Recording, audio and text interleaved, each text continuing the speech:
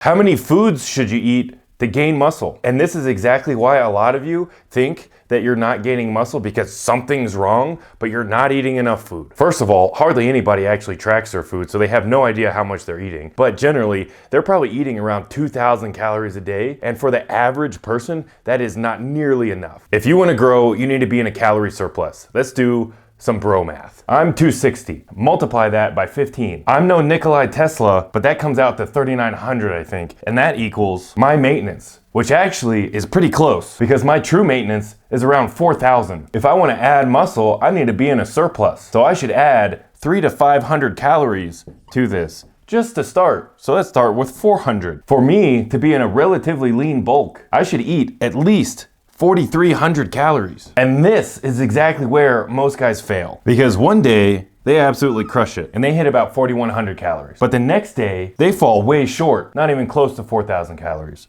And then the next day, they eat about 3,700 calories. And the next day, they fall short again. But they're close, but they're still not at the threshold. And then the next day, they absolutely go way overboard and they think, oh yeah, I'm eating so much food. Oh, but here we are, right back at it, below our required surplus to gain muscle. And then finally, after this week, they're like, oh, I need to be really strict about this. I need to eat exactly 4,000 calories. But guess what? Even with this surplus and hitting this, their average is actually just below where they need to eat to gain muscle. So guess what that means? Their body weight doesn't change at all because it's less about the daily averages than it is more about the weekly averages. I don't care what MyFitnessPal says. Your calories and your macros don't reset at midnight. So if your scale's not going up, it's not your metabolism, it's not your genetics, and it's not your hormones. You're just not eating enough.